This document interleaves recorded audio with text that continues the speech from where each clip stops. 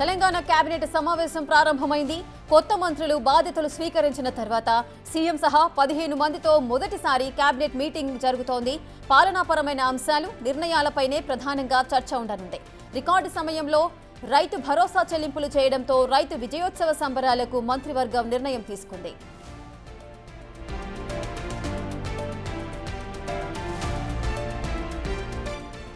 కాళేశ్వరం ప్రాజెక్టుకు మంత్రివర్గ ఆమోదం ఉందా లేదా?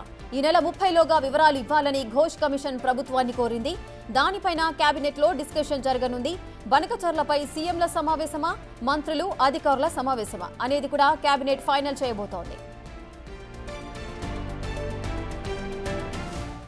ఇక తెలంగాణ కేబినెట్ సమావేశం అయితే ప్రారంభమైంది. సమావేశానికి సంబంధించిన పూర్తి డీటెయిల్స్ మా ప్రతినిధి వాసు అందిస్తారు. వాసు, రేఖ మొత్తం మీద కేబినెట్ సమావేశం ముఖ్యమంత్రి అధ్యక్షతన ప్రారంభం కావడం జరిగింది. దీనికి సంబంధించి కూడా దాదాపు ముఖ్యమంత్రి సహా 15 మంది సభ్యుల కేబినెట్ అయితే నూతన మంత్రులతో పాటు వివేక వెంకటస్వామి, అద్దూరి లక్ష్మణ్, వాకాటి శ్రీహరి కూడా హాజరయ్యారు. కొద్దిసేపటి క్రితమే సచివాలయంలో ముఖ్యమంత్రి అధ్యక్షతన కేబినెట్ భేటీ కావడం జరిగింది.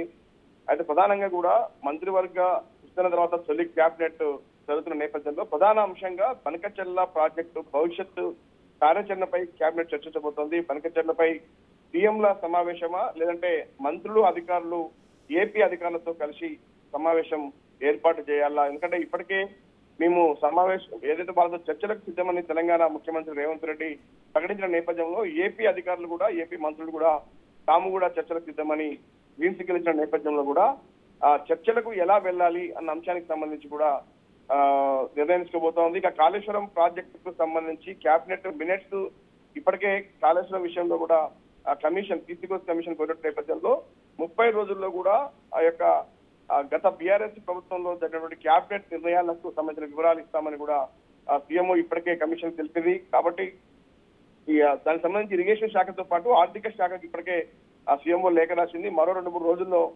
పీసీకోస్ కమిషన్ కు తెలంగాణ ప్రభుత్వం కాళేశ్వరం ప్రాజెక్టు అంశానికి సంబంధించి కేబినెట్ నిర్ణయాలను వివరాలు అందించే అవకాశం ఉంది. ఆ తర్వాత కమిషన్ సంబంధించి కూడా ప్రభుత్వానికి నివేదిక సమర్పించింది. మరో అంశానికి సంబంధించి కూడా కమిషన్ రాసిన లేఖపై కేబినెట్ చర్చిస్తా ఉంది.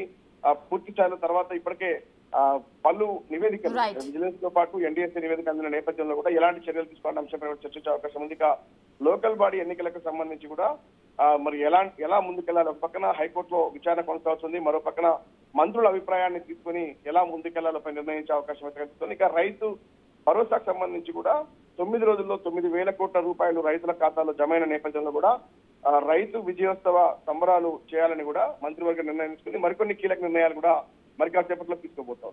Right, thank you Vasu, thanks for the details. ఇక తెలంగాణ కేబినెట్ సమావేశం అయితే ప్రారంభమైంది. కొత్త మంత్రులుగా పదవీ బాధ్యతలు స్వీకరించిన తర్వాత మొత్తం సీఎంతో సహా 15 మందితో కూడిన కేబినెట్ మీటింగ్ అయితే జరుగుతోంది. అటు పాలనాపరమైన అంశాలు, నిర్ణయాలపైనే ప్రధానంగా చర్చ కూడా ఉండబోతోంది.